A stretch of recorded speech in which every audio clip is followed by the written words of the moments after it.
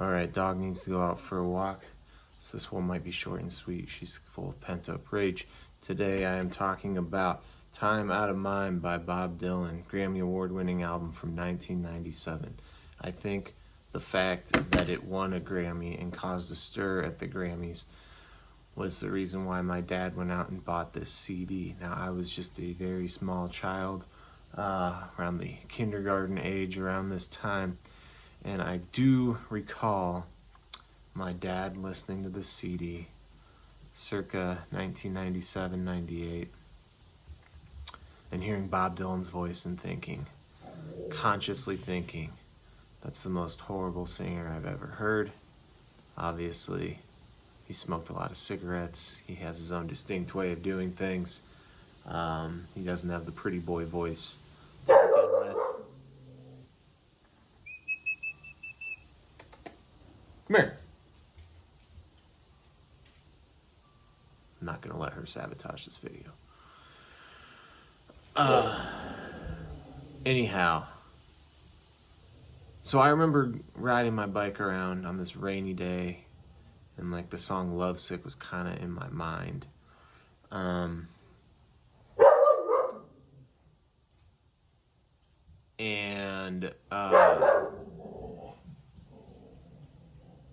Anyhow, Lovesick, he played it on the Grammys. The dude soy bombed his performance. You can see it on YouTube. It's interesting.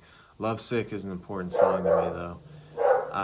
The very first time I performed at the Mill in Iowa City, that was the first song that I played. Usually when I'm playing with my band, Patrick the Gathering, the last song we will play is Lovesick. The White Stripes also covered it, so I don't think I'm really that original in my praise of that song. Daniel Lanois produced this, so it sounds like the Joshua Tree. Also sounds like Oh Mercy, which I was listening to yesterday. Another Bob Dylan record. Lanois also did the Willie Nelson album around this time, Teatro, which is fantastic. Les Noise by Neil Young. It's just very Lanois-esque, this album. It's got his like smear of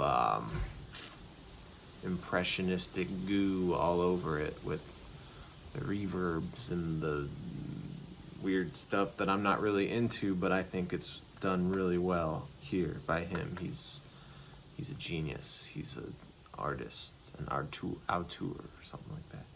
Anyhow, what else do I have to say about Time Out of Mind? Fantastic album, start to finish. It's long. I think it goes past 70 minutes, but every song, people thought Bob was going to die because of all the death he was singing about. The other song I've played a lot of times, Trying to Get to Heaven. It's probably my favorite Bob Dylan song, covered by David Bowie and Lucinda Williams, but this version, just when that piano's hit and the guitar spanks in, it's just got that feeling. It's like, is this him embracing his death? And here we are 28 years later, he's still out there on the road in his 80s playing. Lung cancer be damned. He hasn't gotten lung cancer, but he smoked a lot of cigarettes. Anyhow, Trying to Get to Heaven. My dad was born in Missouri, so he would always change the words when he sang it from when I was in Missouri to I was born in Missouri. Anyhow, so I sing this song a lot. I used to. I love the lyrics. I'm a lyric guy. I love lyrics. I'm a singer. I love lyrics. The Leonard Cohen, Bob Dylan's, and Tom Waits of the world. The Nick Caves. That's my bread and butter. Dense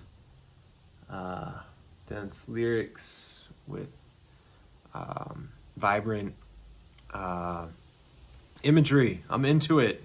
So the other song I want to talk about is Standing in the Doorway. I used to cover this at open mics. It's a real downer, so it's not party music, but I can't reliably go out there and play it without brushing up on the lyrics because there's so many words and then like I start Frankensteining verses together if I'm not careful. So, but man, Standing in the Doorway is intense. It's beautiful. It's long. It's brilliant. Could not recommend that song more. Not Dark Yet, another death song, whereas Standing in the Door is more of a breakup song, like Lovesick, I guess, a heartbreak. But Not Dark Yet, that's, it's not dark yet, but it's getting there. Good stuff. Cold Iron's Bound has a great groove to it. Of course, Make You Feel My Love. What I recently discovered is that Billy Joel released a cover of this song on his Greatest Hits Volume 3 album before Bob Dylan's version came out. Now, of course, Bob Dylan wrote it. He is the master songwriter. This song has been covered by everyone, including yours truly. I love it. The chord progression is amazing.